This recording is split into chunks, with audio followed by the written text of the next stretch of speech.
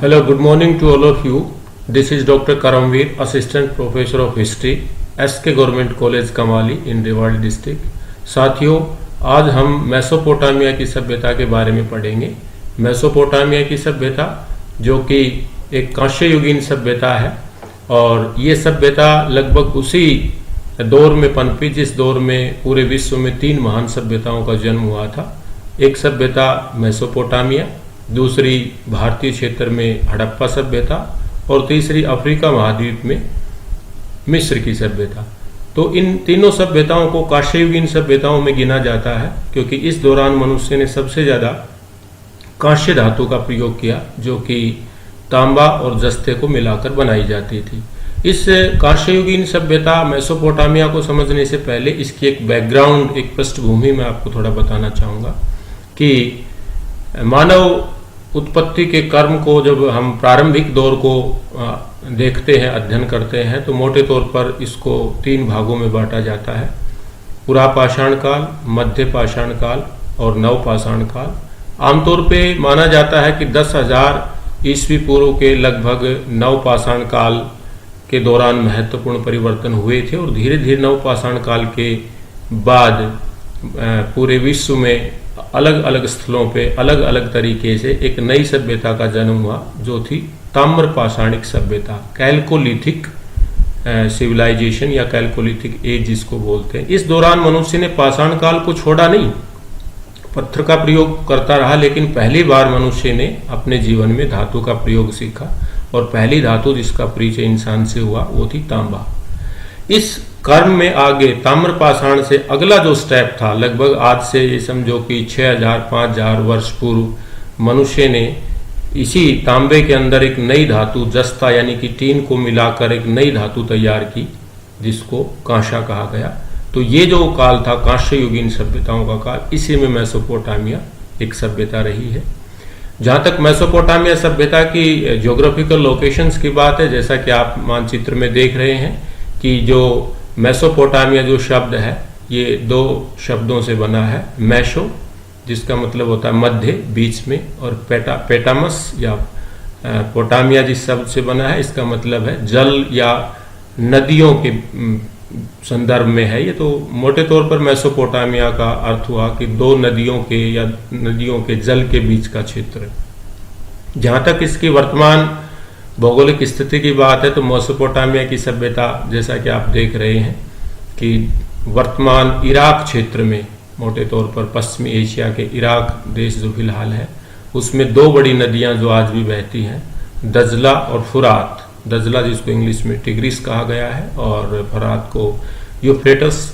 तो इन नदियों के बीच का जो क्षेत्र था इसमें लगभग आज से 5,000 साल पहले यानी कि 3,000 ईस्वी पूर्व में एक महान सभ्यता का प्रादुर्भाव हुआ जो नीचे वाले मैप में जैसा आप देख रहे होंगे कि इसी क्षेत्र में 3 अलग अलग जो भौगोलिक क्षेत्र थे, जैसे कि सुमेर का क्षेत्र जो कि डेल्टाई प्रदेश से शुरू है, बीच का जो नदियों के बीच का जो क्षेत्र था वो बेबीलोनिया का क्षेत्र था और उसके उत्तरी क्षेत्र में असीरिया का इलाका था। तो इन तीनों ही क्षेत्रों को मिलाकर जो सभ्यताएं यहाँ पे पनपी, जिन सभ्यताओं का विकास हुआ उसको संयुक्त रूप से हम मेसोपोटामिया की सभ्यता कहते हैं। मेसोपोटामिया की सभ्यता के काल को लेके अलग अलग विचार हैं इतिहासकारों के, लेकिन मोटे तौर पर हम कह सकते हैं कि इस सभ्यता का जो उत्कर्ष और चरम काल था वो लगभग 3,000 ईस्वी पूर्व से लेकर और 2,000 ईस्वी पूर्व के मध्य में रहा है। इस सभ्यता को बसाने वाले लोगों को लेके भी इतिहासकारों के अलग अलग मत हैं। यहाँ पे मुख्यतः सुमेरियन और सेमेटिक जातियाँ थी जिन्होंने इन सभ्यताओं को आगे बढ़ाया और इनके पूर्वजों की हम बात करें तो ये संभवतः द्रविड़ मूल से भी संबंध रखते थे। ये मंगोलाइड मूल से भी कुछ इनके ऐसे अवशेष मिले हैं, इनका संबंध था। कुछ इतिहासकार इनको इंडो यूरोपियन परिवार से भी संबंध इनका बताते हैं। तो इस तरह से एक मिश्रित जाति की ये सभ्यता थी जो कई हजार सालों के दौरान विकसित हुई थी। इस सभ्यता के बारे में प्रारंभ में आप देखेंगे कि 19वीं शताब्दी के पूर्वार्ध में पहली बार थोड़ा सा इस सभ्यता के बारे में पता चला। 1850 के आसपास प्रारंभिक पुरातात्विक खुदाइयों से इसके बारे में कुछ जानकारी हासिल हुई। और बाद में विशेषकर इसके जो प्रमुख स्थल बाद में उभर के आए, जैसे कि सूशा, उर, लगस, किश, बेबीलोन, इन क्षेत्रों पर जो व्यापक स्तर पर 19वीं शताब्दी और फिर 20वीं शताब्दी के प्रारंभिक दशकों में जो खुदाई चली, तो बड़े स्तर पर यह हड़प्पा सभ्यता की तरह एक बड़े स्तर पर एक सभ्यता निकल के आई, जिसको हम मेसोपोटामिया की सभ्यता कहते हैं। इस सभ्यता की जो लिपि है उसको किलाक्षर लिपि एक तरह से कहा गया है, क्यूनिफॉर्म। और इस लिपि में इन्होंने बड़े स्तर पर साहित्य लिखा, वो अभिलेख के रूप में या धातु पत्रों के रूप में या मंदिरों की दीवारों पे, महलों की दीवारों पे, मूर्तियों के संकेतों के रूप में, मुद्राओं के ऊपर। तो उसको जब व्यापक स्तर पे उसका उत्खनन हुआ और हेनरी रोलिंसन नाम के विद्वान ने जब उसको डिसाइफर किया, पढ़ा, तो इस सभ्यता के ऊपर बड़े व्यापक स्तर पे प्रकाश पड़ा। इसकी राजनीति, इसका सामाजिक जीवन, इसका धार्मिक जीवन, इनका सांस्कृतिक जीवन, इसके बारे में विस्तार से वहाँ पे हमें फिर पता चला। तो इस सभ्यता को हम विस्तार से जब देखेंगे तो इसके 4-5 पहलुओं पे अब हम प्रकाश डालेंगे। एक महत्वपूर्ण बात यह कि जब भी आप मेसोपोटामिया की सभ्यता को पढ़ें तो इसको हड़प्पा सभ्यता के पैरेलल एक बार रख के देखें, क्योंकि इसमें ये दोनों ही सभ्यताएं, बल्कि मिस्र की सभ्यता जिसको आगे हम पढ़ेंगे, इन तीनों ही सभ्यताओं का जो लगभग काल है, इनकी मोटी मोटी विशेषताएं हैं, कुछ स्थानीय भिन्नताओं के बावजूद इनमें काफी समानताएं भी हैं। तो चूंकि हड़प्पा सभ्यता हम स्कूलिंग के टाइम से पढ़ते आ रहे हैं, तो इसको मुश्किल ना समझे। मेसोपोटामिया की जब सभ्यता पढ़ेंगे तो उनके हर पहलू को हम हड़प्पा सभ्यता से भी जोड़ के देखेंगे, जिससे कि आपको अच्छे से पता चल सके। जैसे कि सबसे पहले हम अगर बात करें मेसोपोटामिया की सभ्यता के लोगों का राजनीतिक जीवन, तो राजनीतिक जीवन में जैसे आप देखेंगे कि 3200 ईस्वी पूर्व के आसपास ऐसा लगता है कि मेसोपोटामिया के क्षेत्र में प्रारंभिक नगर राज्य थे, जैसे कि यूनान की सभ्यता में थे प्रारंभ में। और ये नगर राज्य जैसे प्रारंभिक गणतंत्र जैसे भी दिखते हैं। जैसे यहाँ उत्खनन से प्राप्त स्रोतों से पता चलता है कि कुछ ऐसी संस्थाएं थी जो उस नगर के या आसपास के लोगों का प्रतिनिधित्व करती थी। वो आम सभा या समिति जैसी थी, जिसका जिक्र ऋग्वैदिक काल में मिलता है, जो कि प्रजातांत्रिक संस्थाएं थी। लेकिन जल्दी ही इस तरह की लोकतांत्रिक संस्थाओं का पतन हो गया संभवतः, और 3000 ईस्वी पूर्व के आसपास आप देखेंगे कि सुमेर की सभ्यता में या मेसोपोटामिया की सभ्यता में एक राजतंत्र जैसी चीज शुरू हो चुकी थी। राजतंत्र का मतलब राजाओं का तंत्र। इसमें दो विशेषताओं पे आप ध्यान दीजिए कि जैसे ही राजतंत्र शुरू हुआ तो राजतंत्र में दो चीजें होती। एक तो निरंकुश होता है, क्योंकि इसकी शक्तियों पे कोई अंकुश नहीं होता। अब जनतांत्रिक संस्थाएं लगभग खत्म हो रही थी, यहाँ आगे जिक्र मिलना उनका बंद हो गया, तो ये निरंकुश थे। दूसरा, धीरे धीरे ये राजतंत्र किस में बदल गए, ये राजतंत्र वंशानुगत हो गए कि आमतौर पे एक राजा की मृत्यु के बाद उसका उत्तराधिकारी उसी का ही परिवार का, उसका बेटा या उसी के परिवार का कोई सदस्य होता था। तो ये दो मुख्य कंसेप्ट सब राजतंत्र में उभर के आए, एक तो निरंकुशता और दूसरा इसका वंशानुगत होना। अब चूंकि राजतंत्र ये स्थापित होता जा रहा था, तो राजतंत्र की एक मुख्य विशेषता मेसोपोटामियन सिविलाइजेशन में थी कि प्रारंभिक राजतंत्र ने अपने को धर्म से जोड़ा, दैवीय उत्पत्ति से जोड़ा। ये कहीं न कहीं और दूसरी सभ्यताओं में भी हमें दिखाई देता है कि राजा ने अपने को ऐसे सिद्ध किया कि I am the representative of the God. जो वहाँ के जो स्थानीय देवता थे उनको अपने साथ जोड़ के देखा ताकि जनता में उसकी एक महत्ता स्थापित हो। तो ये प्रारंभिक जो राजतंत्र था, ये धीरे धीरे संवैधानिक निरंकुश राजतंत्र, जिसमें दैवीय उत्पत्ति का भी कहीं न कहीं आप हवाला देख सकते हैं, तो ये धीरे धीरे अब आगे बढ़ रहा है। और ये राजतंत्र फिर आगे तक चला। इसमें अलग अलग वंशों ने शासन किया। पूरी मेसोपोटामिया की जो अगली लगभग 1500-1600 साल का जो इतिहास है, उसमें अलग अलग वंश के शासक रहते हैं। उनके समय में थोड़ा सा जैसे सुमेर की सभ्यता, फिर आगे यही जुड़ गई बेबीलोन की सभ्यता, फिर असीरिया की सभ्यता। तो ये तीनों सभ्यताएं मोटे तौर पर शामिल होकर मेसोपोटामिया की सभ्यता, लेकिन इनके मूल तत्व बने रहे। अब चूंकि राजा निरंकुश है तो उसके पास सभी प्रकार की शक्तियां हैं, वो सभी प्रकार से सभी कार्यों का प्रमुख है। वो अपनी मदद के लिए कुछ अधिकारियों की भी नियुक्ति करता था, जिसको आज की भाषा में मंत्री परिषद कह सकते हैं। आजकल की तरह बहुत डिफाइन नहीं है, लेकिन जो वहाँ से उल्लेख मिले हैं उससे स्पष्ट है कि राजा की मदद के लिए कुछ अधीक्षक, कुछ निरीक्षक और पुरोहित विशेषकर वहाँ पे नियुक्त होते थे। पुरोहितों का बहुत बड़ा जो धार्मिक कर्म को करने के लिए जो लोग होते थे उनका बहुत महत्व होता था। राज्य की मंत्री परिषद में भी उनको बहुत एक तरह से सम्मान मिला हुआ था। तो ये पूरा राजा की मदद के लिए होता था, राजा के कार्यों के उसमें मदद के लिए होता था। मंत्री परिषद के साथ साथ उनका अपना एक सैनिक संगठन भी होता था, एक मिलिट्री ऑर्गेनाइजेशन भी था। हालांकि जो उल्लेख मिले हैं उसमें ऐसा कहीं नहीं है कि बहुत बड़े स्तर पर इनकी सेनाएं जैसे कि लाखों की संख्या में, ऐसा नहीं था। लेकिन फिर भी ऐसा लगता है कि प्रारंभिक स्तर पर जैसे जैसे राजतंत्र मजबूत होता जा रहा था तो वहां पे एक मोटे तौर पर सेना का निर्माण भी हो रहा था, सेना का गठन भी हो रहा था। आमतौर पर वफादारी योग्यता के आधार पर सैनिकों को नियुक्त किया जाता था। सेना के अलग अलग पदाधिकारी होते होंगे, स्वाभाविक हो। और सेना के निर्माण में भी ज्यादातर पुरोहितों का बड़ा योगदान होता था। कहीं न कहीं राजा सेना के निर्माण, गठन और इसकी स्थापना में भी पुरोहित वर्ग की मदद लेता था। पुरोहित वर्ग कहीं न कहीं सैनिक अभियान में और उनमें उनका बहुत महत्वपूर्ण स्थान होता था। जहाँ तक उल्लेख की बात आती है तो जैसे सारगोन प्रथम के समय की सेना लगभग 5400-5500 के आसपास उनके पास सैनिक थे। संख्या बड़ी नहीं है, लेकिन चूंकि अभी ये बहुत बड़ा साम्राज्य उस तरह का नहीं है तो उस लिहाज से, उस क्षेत्र के लिहाज से ये एक अच्छी खासी सेना कही जा सकती है।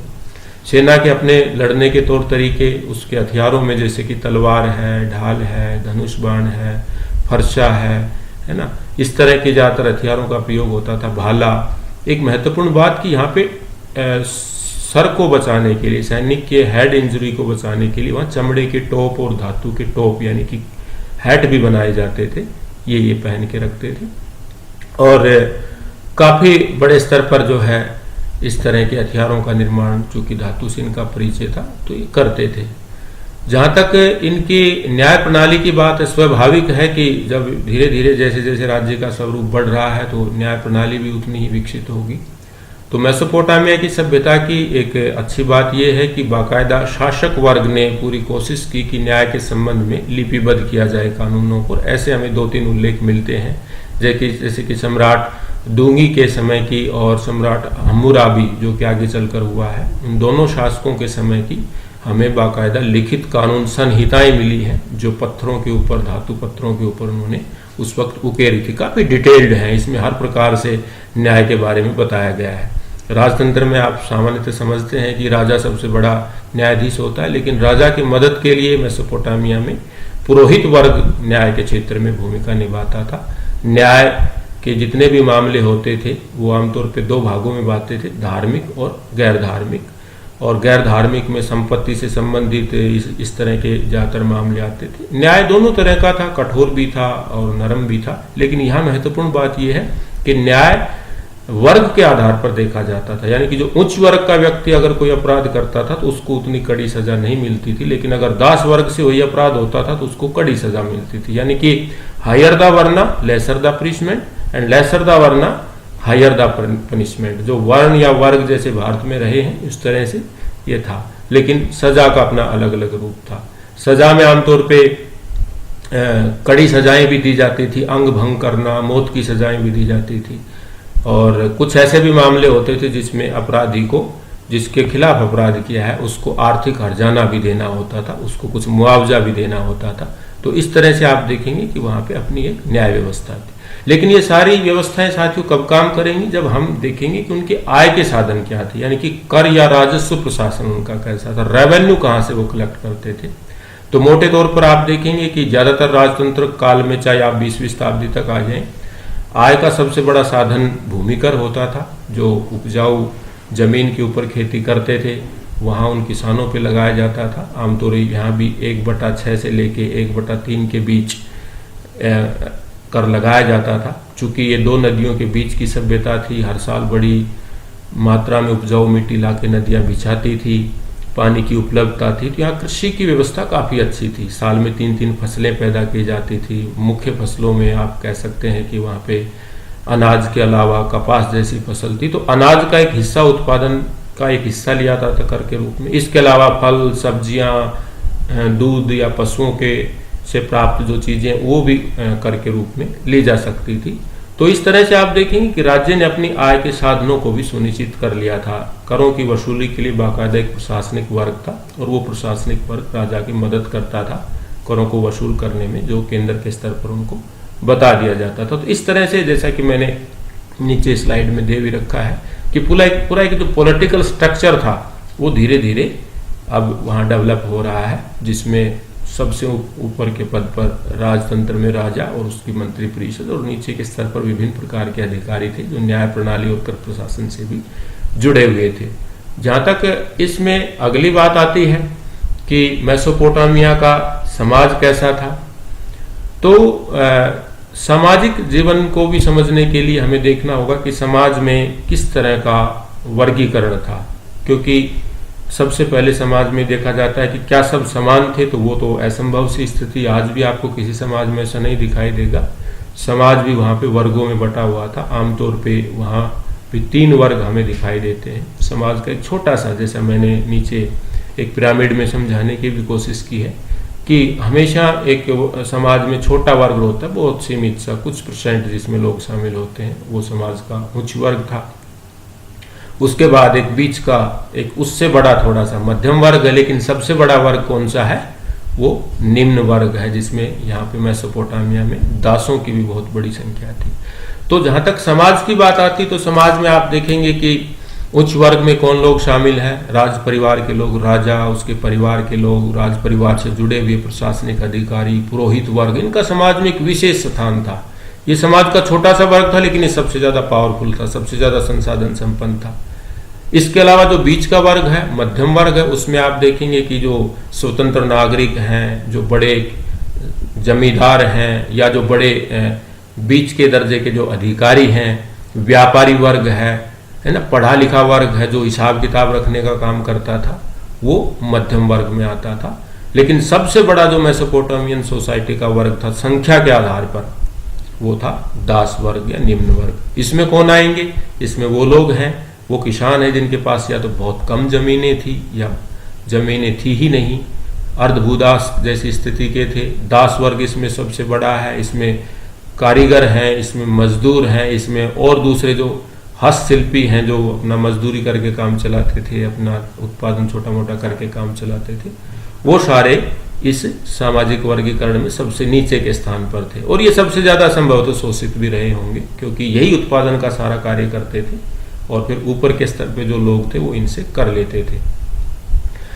सामाजिक वर्गीकरण का दूसरा जो पहलू है वो है परिवार व्यवस्था। फैमिली स्ट्रक्चर कैसा था, फैमिली सिस्टम कैसा था। तो जैसे आप भारतीय समाज में भी देखेंगे, हड़प्पा सभ्यता में भी देखेंगे, तो जो मुख्य इकाई थी, जो मूल इकाई थी समाज की, वो परिवार व्यवस्था थी। मेसोपोटामिया की सभ्यता में भी जो परिवार व्यवस्था थी वो पितृसत्तात्मक थी, पैट्रियार्कल फैमिली सिस्टम था। उसमें घर का पुरुष और आमतौर पे जो उम्र के हिसाब से, तजर्बे के हिसाब से जो वृद्ध होता था, वो घर का मुखिया होता था। उसका काम था पूरा परिवार चलाना। सबसे पहले वो कार्यों का विभाजन करता होगा, किसको क्या कार्य करना है। आमतौर पे महिलाएं घर के कार्यों से ज़्यादा जुड़ी हुई रही होंगी, पुरुष लोग जो बाहर का कार्य करते रहे होंगे। तो परिवार व्यवस्था का अपना एक उनका स्ट्रक्चर था और सारे परिवार के लोगों को फिर घर के मुखिया की बात को मानना होता था। हालांकि ऐसा भी उल्लेख है कि परिवार में संपत्ति का विभाजन और उस तरह की व्यवस्था थी जो कि कानून ग्रंथों में वहां पे बताया गया है, लेकिन परिवार पुरुष प्रधान परिवार था जिसमें घर के मुखिया का बहुत ही महत्वपूर्ण स्थान होता था। किसी भी समाज को जब हम डिस्कस करते हैं तो उसमें ये देखा जाता है कि वहाँ की महिलाओं की स्थिति क्या है, पोजीशन ऑफ द वीमेन को जरूर हम देख सकते हैं।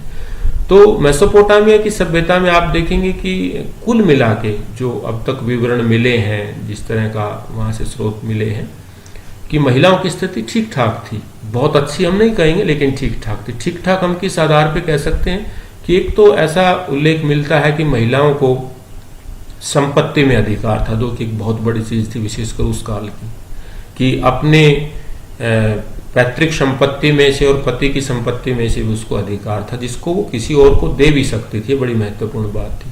दूसरा जो उल्लेख मिलता है वो ये है कि पति की मृत्यु के बाद महिला दूसरा विवाह भी कर सकती थी। ये उनकी एक सोशल डायमेंशन को शो करता है, कहीं न कहीं गतिशीलता को शो करता है।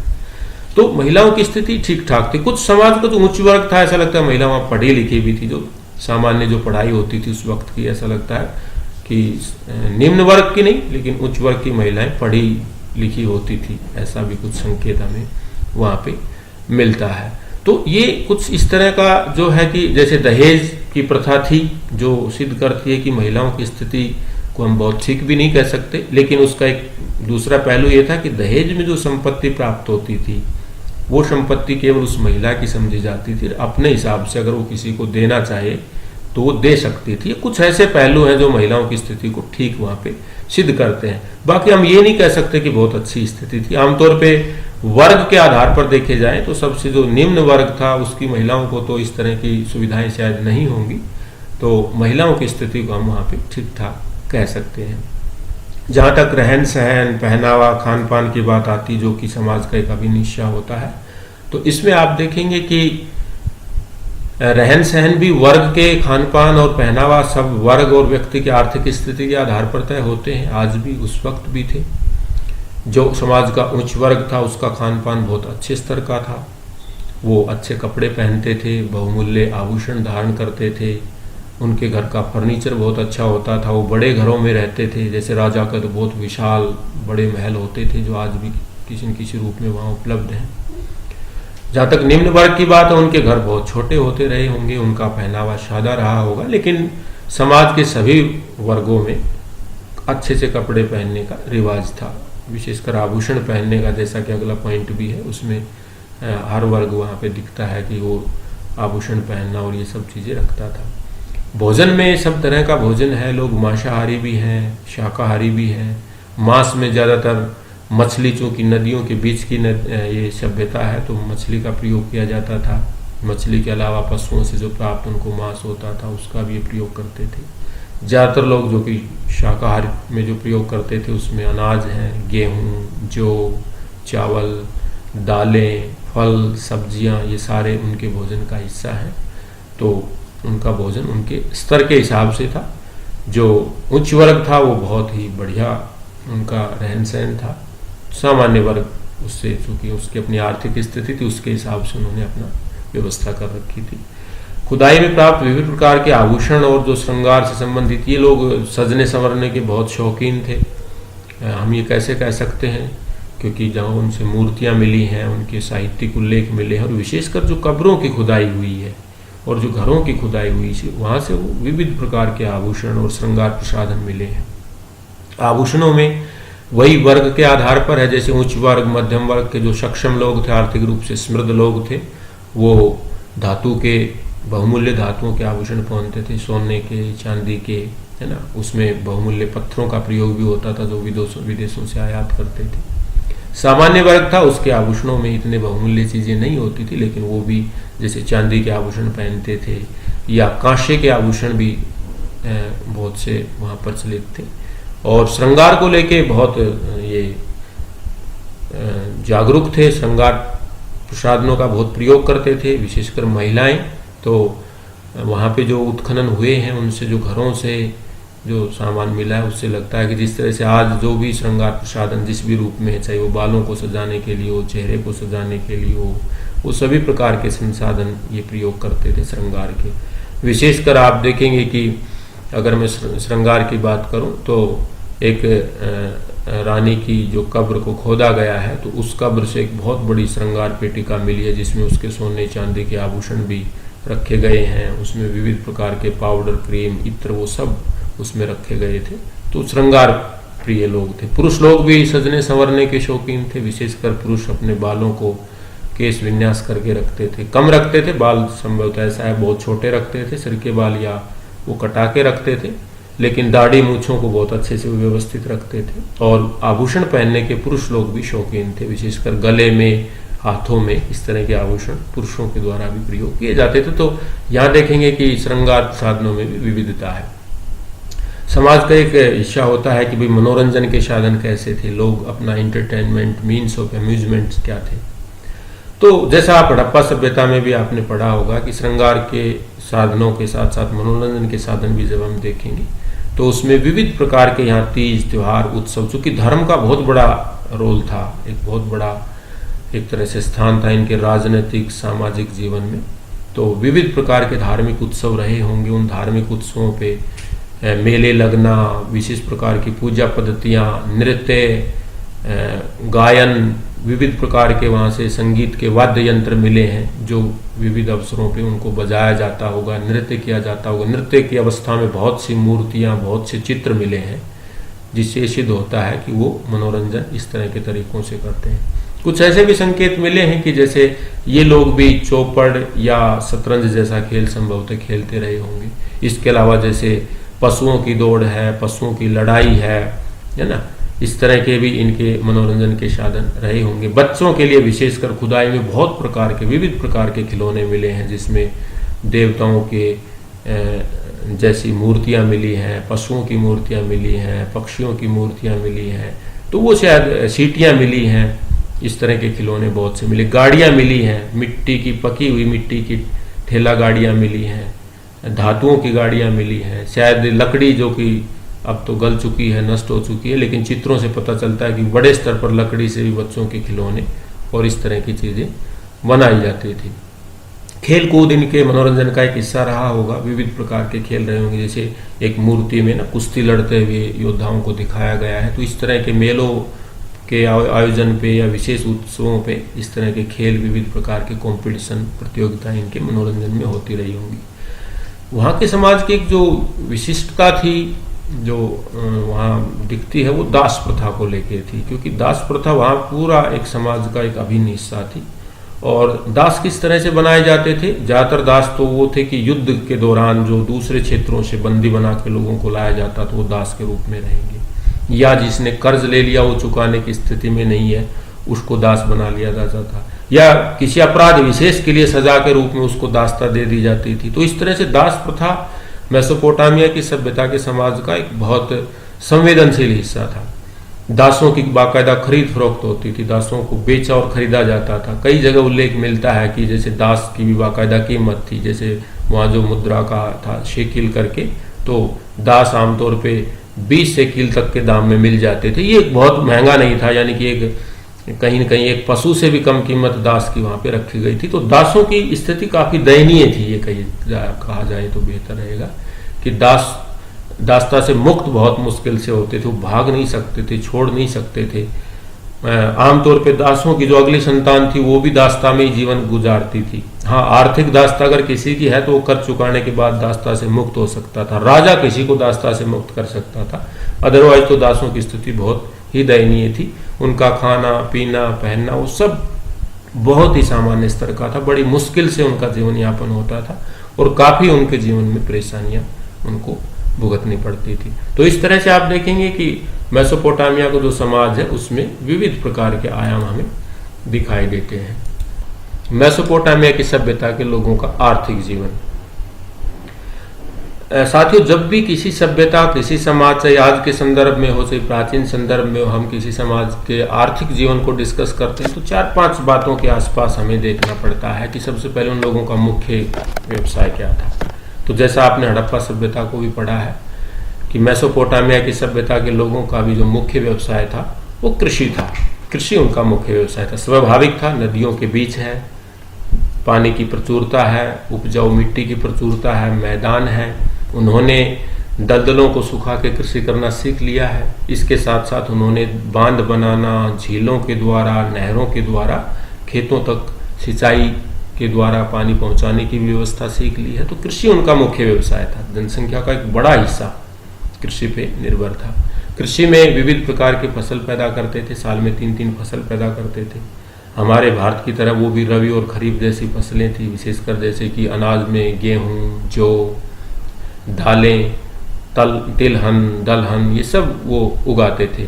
इसके अलावा जैसे कपास की खेती बड़े स्तर पर होती थी, जैतून और खजूर की खेती जो कि उस भौगोलिक परिवेश में स्वाभाविक रूप से हो सकता है, वहाँ इस तरह की खेती होती थी। तो बड़े स्तर पर खेती वो करते थे। पानी की उपलब्धता की वजह से अच्छा उनका सिस्टम था और एक राज्य को भी आय के रूप में खेती से बड़ी आय होती थी। तो राज्य भी कहीं न कहीं कृषि व्यवस्था में पूरी मदद करता था किसानों की मदद के लिए। जैसे कई शासकों के बारे में पता चलता है जिन्होंने नहरों का मरम्मत कराया, नहरों का निर्माण कराया, बांधों का निर्माण कराया। तो एग्रीकल्चर उनके जीवन का एक बहुत बड़ा हिस्सा, आर्थिक जीवन का। बाकायदा निपुर नामक स्थान पे कृषि पंचांग भी मिला है, शायद विश्व का very first calendar related to the agriculture system हम कह सकते हैं, जिसमें पूरा विस्तार से जिक्र किया गया है कि किस फसल को किस ऋतु में किस तरह से बोना चाहिए, कब वो कटेगी, कितना पानी की जरूरत है, वो सब। इवन प्रसिद्ध इतिहासकार हेरोडोटस ने भी अपने विवरणों में यहाँ की कृषि व्यवस्था की काफी प्रशंसा की है। और साथियों, जहाँ कृषि होगी वहाँ पे पशुपालन अनिवार्य रूप से आपको दिखाई देगा। तो यहाँ पशुपालन भी है, वो चूंकि कृषि की जरूरत भी होती है। तो पशुओं में मुख्यतः कौन से पशु हैं? दुधारू पशु भी हैं और कृषि में प्रयोग किए जाने वाले या बोझा ढोने वाले पशु भी हैं। जैसे कि ये गाय को भी पालते थे, भेड़, बकरी, सूअर, मछली, ये इनके पशुपालन का मुख्य हिस्सा थे। इसके अलावा ये बैल काफी महत्वपूर्ण पशु था इस दौरान का। गधे और खच्चर जैसे पशु से भी ये परिचित थे। गधों तो विशेषकर इस मेसोपोटामिया की सभ्यता में गधों से बहुत काम हुआ, विशेषकर इनके रथों को खींचने का जो काम करते थे। 4 पहियों की बड़ी बड़ी जो गाड़ियां होती थी वो गधों के द्वारा, खच्चरों के द्वारा होती थी। घोड़े से ये लोग संभवतः परिचित नहीं थे, जैसे हड़प्पा सभ्यता में भी था कि वो घोड़ों से लगभग परिचित नहीं थे। तो यहाँ भी ऐसा लगता है, जो जिस तरह के संकेत मिलते हैं कि ये घोड़े जैसे जीव से परिचित नहीं थे। तो इस तरह से आप देखेंगे कि ये पशु पालन जो था वो उनके आर्थिक जीवन का अहम हिस्सा था। एक तो इनसे इनको भोजन मिलता था, इसके अलावा ये कर के रूप में भी पशुओं को दे सकते थे राजा को। तीसरा, पशुओं से इनको खेती में भी मदद मिलती थी। तो इस तरीके से कृषि के साथ पशुपालन। तीसरा, जहां ये दोनों चीजें होंगी तो इन दोनों चीजों की जरूरत को पूरा करने के लिए एक हस्तशिल्प उद्योग भी होगा और बड़े स्तर पे भी उद्योग होंगे। तो यहाँ का जब हस्तशिल्प की बात आती है तो बढ़ई का काम है, लोहकार है, स्वर्णकार है, चर्मकार है ना, मिट्टी के बर्तन बनाने का काम करने वाले कुंभकार वर्ग है। वो सब तरह के वर्ग, उनके अपने नाम थे अपनी भाषा में। लेकिन जैसे आप भारत में देखते हैं, हड़प्पा सभ्यता में देखते हैं, किसी भी सभ्यता में देखते हैं, तो यहाँ भी बाकायदा एक हस्तशिल्प वर्ग है। और बड़े उद्योगों में जैसे कि इस धातु उद्योग है, आभूषण एक बहुत बड़ा उद्योग रहा होगा, हथियार और बर्तन बनाना एक बहुत बड़ा उद्योग है। अपने आप में देखिए कि वो मिश्रित धातु बनाना जानते थे। तांबे के अंदर जस्ता मिलाकर उन्होंने कांसा बनाया। यही अपने आप में एक बहुत बड़ा संकेत है कि खान से धातु को अशुद्ध रूप में निकालकर उसको शुद्ध करना, उससे विविध प्रकार के बर्तन, औजार, हथियार, आभूषण बनाना एक बहुत बड़ा स्तर पे वो उद्योग था। लकड़ी उद्योग अपने आप में बहुत बड़ा उद्योग है। इसके अलावा आप देखेंगे कि जो आम जरूरत की चीजें हैं वो सब वहां पे बन रही हैं। जब ये उद्योग और हस्तशिल्प का जो अतिरिक्त उत्पादन होता था, अपनी जरूरत से ज्यादा जब वो पैदा करते थे, तो वो फिर क्या करेंगे? उसका व्यापार करेंगे। तो जैसा कि मैंने नीचे मैप भी अटैच किया है स्लाइड में, तो आप देखेंगे कि हड़प्पा सभ्यता की भौगोलिक लोकेशन ऐसी थी कि एक तरफ वो पूर्व में जहां हड़प्पा सभ्यता से जुड़ा हुआ था मेसोपोटामिया की सभ्यता, वो पश्चिम में आप देखेंगे कि मिस्र से जुड़े हुए थे, उत्तर की तरफ ये आप यूरोप से संपर्क में थे, दूसरी तरफ ये समुद्र के किनारे से भी जुड़े हुए थे और नदियों के बीच थे। तो जल यातायात, स्थल मार्ग से, दोनों मार्गों से बहुत अच्छा व्यापार इनका था। व्यापार से काफी आय होती थी, राज्य को कर के रूप में एक हिस्सा मिलता था, लोगों को जरूरत की चीजें मिल जाती थी, जो अतिरिक्त थी उनको बेचकर, उनको एक तरह से निर्यात करके या दूसरे लोगों को दूसरे स्थानों पर पहुंचा कर ये अपना एक तरह से आय बढ़ाते थे। तो व्यापार वाणिज्य का बहुत अच्छा स्तर। जैसे भारत से बात करें तो ये मसाले मंगवाते थे, भारत से विविध प्रकार के रंग मंगवाते थे। इसी प्रकार इनका जो व्यापारिक संपर्क था वो तुर्की के साथ है, मिस्र के साथ है, जो फारस के आसपास के जो इलाके थे उनके साथ है। उनसे विविध प्रकार के अलग अलग चीजें जो यहाँ नहीं होती थी वो मंगवाते थे। अपने यहाँ से जो चीजें ये बाहर भेजते थे उसमें सबसे ज्यादा जैसे अनाज है, कपास है, इसके अलावा ऐसी चीजें जो विविध प्रकार की कलाकृतियां हैं ये बाहर भी भेजते थे। इसके साथ साथ ही महत्वपूर्ण बात है कि इन्होंने अपने व्यापार से संबंधित ना बाकायदा एक वर्ग होता था, क्लरिकल वर्ग टाइप का एक वर्ग होता था। वो पूरा हिसाब किताब लिखना, व्यापारियों की मदद करना, पूरा लेखा जोखा बही खाता जैसे होता था, ऐसे उल्लेख मिलते हैं। चूंकि ये मुद्रा जैसी चीज से परिचित थे तो इन्होंने अपनी एक मुद्रा बना ली थी, जैसे शेकल, सोने चांदी के सिक्के। वस्तु विनिमय प्रणाली तो ज्यादातर प्रचलित थी, लेकिन वो स्थानीय व्यापार के लिए संभवतः ज्यादा होगी।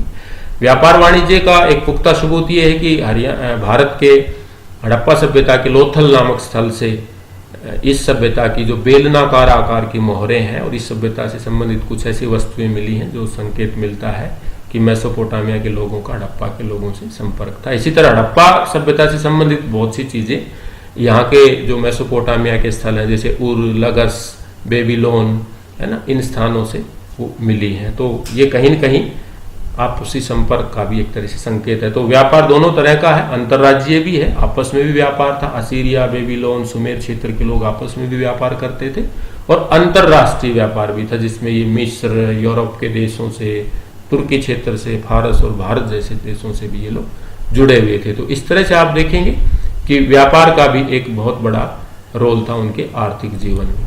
जहां तक मेसोपोटामिया के लोगों के धार्मिक जीवन की बात आती है तो वहां पे हम देखते हैं कि वहां बहुदेववाद कहीं न कहीं प्रचलित था, जिसको पॉलिथीज्म कह सकते हैं, यानी कि worship of various God and goddesses. ये स्वाभाविक रूप से लगभग इस काल की हर सभ्यता में आप देख सकते हैं कि विविध प्रकार के देवी देवताओं को मानते थे। और देवताओं में जैसा मैंने दूसरा हेडिंग बनाया कि प्रकृति की भी पूजा करते थे। प्रकृति की पूजा में कैसे, जैसे सूर्य देव को शमश के रूप में पूजते थे, चंद्रमा को सिन कहते थे, आकाश को अनुदेव के रूप में पूजते थे, पृथ्वी को की नाम की देवी के रूप में पूजते थे, वायु जैसी देवता को एनलिन, ये सभी प्रकार के देवता जैसे अपनी वैदिक सभ्यता में भी, भारत की वैदिक सभ्यता में भी प्रचलित रहे हैं। तो यहाँ पे प्रकृति की पूजा भी होती थी। इसके अलावा नदियों की पूजा करते थे, कुछ विशेष प्रकार के पशुओं के जैसे भेड़ा जो होता था उसकी वो पूजा करते थे। बैल भी उनके लिए बड़ा महत्वपूर्ण था क्योंकि वो आर्थिक जीवन में भी मदद करता था, तो पशुओं की भी, कुछ विशेष प्रकार के वृक्षों की पूजा भी ये करते थे। तो बहुदेववाद भी है और प्रकृति की पूजा भी है। सबसे महत्वपूर्ण बात इस समाज की है वो कि पुजारी वर्ग जो है और जो पूजा स्थल है, जिसको हम मंदिर कहते हैं, वो जिगुरात कह रहे हैं, उसका बड़ा महत्व है इनके धार्मिक जीवन में। वो मैंने राजनीतिक जीवन में भी उसका दखल बताया था कि बड़े बड़े जिगुरात आमतौर पे ऊंचे टीलों पे स्थापित करते थे, कई कई मंजिले होते थे। कुछ जिगुरात तो जो 7-7 मंजिल ऊंचे होते थे, उसमें सभी प्रकार के देवी देवताओं को स्थापित करते थे। कुछ जिगुरात में तो राजाओं की भी पूजा का संकेत मिलता है कि कुछ चित्र और मूर्तियां मिली हैं कि शासक वर्ग की भी वहां पे पूजा होती थी। जो इन पूजा स्थलों को जो एडमिनिस्ट्रेट करते थे, जो उनको चलाते थे, जो पुजारी और पुरोहित वर्ग था, उसका उस समाज में बहुत महत्वपूर्ण स्थान था। उनको बहुत सम्मान मिलता था, बहुत विविध प्रकार का चढ़ावा आता था। और प्रोफेसर श्रीराम गोयल की जो पुस्तक है उसमें तो विस्तार से एक धार्मिक समाजवाद जैसी चीज का भी वर्णन किया गया है कि जो मंदिर थे उसमें सभी आके काम करेंगे और जो उत्पादन होगा, चूंकि मंदिर की अपनी जमीन भी होती थी, उससे सबको जो लाभ भी बंटता था। तो एक इनिशियल स्टेज पर आप वो भी चीज देख सकते हैं कि मंदिर कहीं कहीं समाज को जोड़ के रखने का काम भी करता था। तो पुजारी वर्ग का एक बहुत बड़ा स्थान था। लेकिन जहाँ समाज में ये सारी चीजें हैं तो वहाँ धार्मिक जीवन में कुछ अंधविश्वास, जादू टोने भी स्वाभाविक है कि प्रचलित हो जाएंगे। जैसे पशु बलि यहाँ दी जाती थी, कुछ तंत्र मंत्र जैसी चीजें थी, ताबीज जैसे कुछ आभूषण मिले हैं, वो विविध प्रकार की, जो उनको भी शायद नरक स्वर्ग जैसी कल्पनाएं उन्होंने कर रखी होंगी। अदृश्य कुछ बुरी शक्तियों को दूर करने के लिए वो भी इस तरह के झाड़ फूक कर्मकांड करते रहे होंगे। ऐसा उनकी कब्रों की खुदाई से भी मिला है और उनके घरों की खुदाई से भी वहाँ पे मूर्तियों और चित्रों से भी प्रकट होता है कि अनेक प्रकार के अंधविश्वास वहाँ प्रचलित थे। जहाँ तक मृतक संस्कारों की बात है तो ये पूरा एक उनका एक बहुत ही व्यवस्थित कार्यक्रम होता था। विशेषकर जो उच्च वर्ग के लोग होते थे उनको बड़ी चौकोर कब्रों में दफनाया जाता था, ऊपर ईंटों की एक समाधि बनाई जाती थी। और चूंकि उन लोगों का इस तरह का विश्वास था कि मृत्यु के बाद भी जीवन है या पुनर्जन्म है, परलोक जैसी चीज, तो वो मिस्र की सभ्यता और हड़प्पा सभ्यता की तरह मृतकों के साथ, यानी कि कब्रों में विशेषकर उच्च वर्ग के लोग बहुत से विविध प्रकार की चीजें भी साथ साथ वो दफनाते थे। जैसे कि उर नामक स्थान से रानी जो शुबादू की जो कब्र मिली है उसमें बहुत से लोग भी दफनाए गए हैं। वो संभवतः दास वर्ग रहा होगा, उसका सेवक वर्ग, जो ऐसा सोच के उनके साथ दफना दिया कि मृत्यु के बाद भी रानी को इस तरह की जरूरत है। वहां पे उसके श्रृंगार से संबंधित बहुत से प्रसाधन और बहुत से सोने चांदी के आभूषण मिले हैं। तो सामाजिक जीवन में आप देखेंगे कि जिगुरात का धार्मिक जीवन में वो एक विशेष महत्व रहा है। जहां तक सांस्कृतिक जीवन की बात आती है तो आप देखेंगे कि इस सभ्यता का सांस्कृतिक जीवन जो है उसका भी एक बहुत बड़ा कंट्रीब्यूशन है। सांस्कृतिक जीवन में जैसे लिपि एक बहुत महत्वपूर्ण बात है कि उस समय आज से 5-6 हजार साल पहले उन्होंने अपनी एक लिपि बना ली थी, अपना एक इस तरह का सिस्टम। प्रारंभिक स्तर पे ऐसा लगता है जैसे कि एक पिक्टोग्राफिक जैसी चीज है, जैसे चित्रात्मक सी लिपि है भावों के माध्यम से, फिर शायद ध्वनि लिपि का प्रयोग किया। लेकिन सबसे ज्यादा और विशेषकर जो उन्नत काल था उनका, उत्कर्ष काल था, उसमें किलाक्षर लिपि जिसको क्यूनिफॉर्म कहते हैं उसका ज्यादातर प्रयोग है। नुकीली चीज से वो किसी चीज पे उकेरते थे, जैसे गीली मिट्टी की पट्टियों पे उकेरना या धातु पत्रों पे उकेरना या पत्थरों पे, तो किलाक्सर का सबसे ज्यादा बहुत बड़े स्तर पर हजारों की संख्या में यहाँ से अभिलेख और ऐसे लेख मिले हैं जो उनकी लिपि के बारे में बताते हैं। और लिपि से फिर अगला जो विकास था और शिक्षा और साहित्य का। शिक्षा के क्षेत्र में ऐसा लगता है इन्होंने पाठशाला स्थापित कर ली थी, जिसको इदुब बोलते थे। अदब शब्द शायद यहीं से निकला, अरबी भाषा का। अक्षर ज्ञान पहला प्राथमिकता होती थी बच्चों को पढ़ाने के लिए, फिर हिसाब किताब सामान्य जरूरत की चीजें उनको बताई जाती थी। और एक वर्ग विशेष रहा होगा जिसको शायद कुछ युद्ध कौशल भी सिखाया जाता रहा होगा। पुजारी वर्ग का यहाँ फिर बड़ा रोल है, क्योंकि आमतौर पर जो शैक्षणिक संस्थाएं थी वो मंदिर, जिगुरात या इस तरह के धार्मिक स्थलों के द्वारा चलाई जाती थी। राजा लोग उसको संरक्षण देते थे, उसके लिए विशेष आय के साधन उनके लिए जनरेट करते होंगे। और समाज का संभवतः उच्च वर्ग या मध्यम वर्ग या जो क्लरिकल वर्ग था, जो लेखा जोखा रखने वाला, वो ज्यादा पढ़ता रहा होगा। लेकिन शिक्षा के संदर्भ में उन्होंने काफी प्रगति की थी। साहित्य के क्षेत्र में भी उनका काफी बड़ा रोल है। बहुत से विविध प्रकार के साहित्य हैं, और एक जगह से तो खुदाई में लगभग 30,000 मिट्टी की पट्टिकाएं मिली हैं, तो संभवतः एक लाइब्रेरी जैसी चीज थी साहित्य में। वो कविता, गीत, आख्यान, पौराणिक तरह जैसे अपना साहित्य, इस तरह के बहुत सा साहित्य लेख अभिलेख के रूप में वहां पे मिलता है। विज्ञान के क्षेत्र में उनका जैसे बहुत बड़ा है। अगर मैं गणित की बात करूं तो वो षष्टिक प्रणाली का प्रयोग करते थे, जिसमें 60 की इकाई का बड़ा महत्वपूर्ण था। जैसे 60 मिनट का घंटा, 60 सेकंड की 1 मिनट, इस तरह से। यहाँ तक कि वृत्त का जो पूरा था वो भी उन्होंने 360 डिग्री, इस तरह की जानकारियां थी। कुछ इतिहासकारों के अनुसार उनको दशमलव पद्धति की भी जानकारी थी, और वो पाई का मान निकाल सकते थे, उससे परिचय था उनका। क्योंकि इस तरह के जो भवन बनाए गए हैं और जिस तरह से वो हिसाब किताब रखते थे, तो गणित के बारे में उनको काफी जानकारी थी। गणित के साथ साथ जैसे दूसरे जो खगोल शास्त्र और चिकित्सा शास्त्र में भी उनको काफी अच्छी नॉलेज थी। विशेषकर खगोल के क्षेत्र में जो उन्होंने कृषि पंचांग बनाया था, नक्षत्रों के आधार पर, ऋतुओं के आधार पर उन्होंने 12 राशियों में आकाश को बांटकर पूरा एक बहुत बड़ा अध्ययन उन्होंने किया था। तो विश्व में शायद सबसे पहली बार इसी सभ्यता में हो रहा है, मेसोपोटामिया में। कला की जहां तक बात आती है तो कला के 2-3 पहलू, जैसे वास्तुकला, चित्रकला, मूर्ति कला और संगीत और नृत्य कला। तो इन सारे ही कलाओं में वो कहीं न कहीं हस्तक्षेप रखते थे। विशेषकर अगर मैं वास्तुकला की बात करूं तो बड़े स्तर पर जिगुरात की स्थापना होना, बड़े स्तर के ऊपर वहाँ पे नगरों की स्थापना होना, बड़े स्तर पर मंदिर और इस तरह के सार्वजनिक स्थलों की स्थापना होना, वो अपने आप में उनकी कला का। गुंबद और मेहराब से संभवतः परिचित थे। गुंबद और मेहराब जैसी चीज से उनका एक तरह से परिचय था। तो इस तरह से कला के क्षेत्र में भी, मूर्ति कला में जैसे एक सिंह के शरीर का, जिसका मुंह जो चील जैसा बनाया गया, एक मूर्ति मिली है जो हिरणों के ऊपर अटैक करते हुए, बहुत उत्कृष्ट नमूना है मूर्ति कला का उनका। चित्र भी विविध प्रकार के रंगों से चित्रों को सजाया जाता था। और जैसा कि मैंने पीछे बताया कि वो नृत्य करते हुए संगीत के विविध वाद्य यंत्र मिले हैं, तो संगीत और नृत्य कला दूसरे क्षेत्रों में भी उनकी विशेष उपलब्धि रही है। नक्काशी और शीशे का वर्क भी वो करते थे। तो इस तरीके से कुल मिला के आप देखेंगे कि इस सभ्यता का एक विशेष वो रहा है। तो कुल मिला के ये सभ्यता, जो कि आज से लगभग 5000 साल पहले जिसका आविर्भाव हुआ, लगभग 1500 साल तक ये सभ्यता बड़े स्तर पर रही, 1000 साल तक अपने उत्कर्ष काल में। लेकिन धीरे धीरे आगे चलकर बाहरी आक्रमणों की वजह से, कुछ आंतरिक कमजोरियों की वजह से धीरे धीरे ये सभ्यता पतन की तरफ चली गई। विशेषकर 7वीं शताब्दी ईसा पूर्व के आते आते एक दूसरे तरह की सभ्यता फिर यहाँ पे डेवलप हुई, और आगे चलकर फिर यूनानी आक्रमण के बाद इस सभ्यता का अस्तित्व समाप्त हो गया और ये उस दूसरी सभ्यता में समाहित हो गई। तो इस तरीके से आप इस सभ्यता को देख सकते हैं। कांस्ययुगीन सभ्यताओं में एक बहुत महत्वपूर्ण और विश्व इतिहास में विशेष स्थान रखती है सभ्यता। इस तरह से मेसोपोटामिया की सभ्यता को हम पढ़ेंगे। बहुत बहुत धन्यवाद, आपने ध्यान से सुना, बड़े इत्मीनान से चीज़ों को देखा। Thank you so much.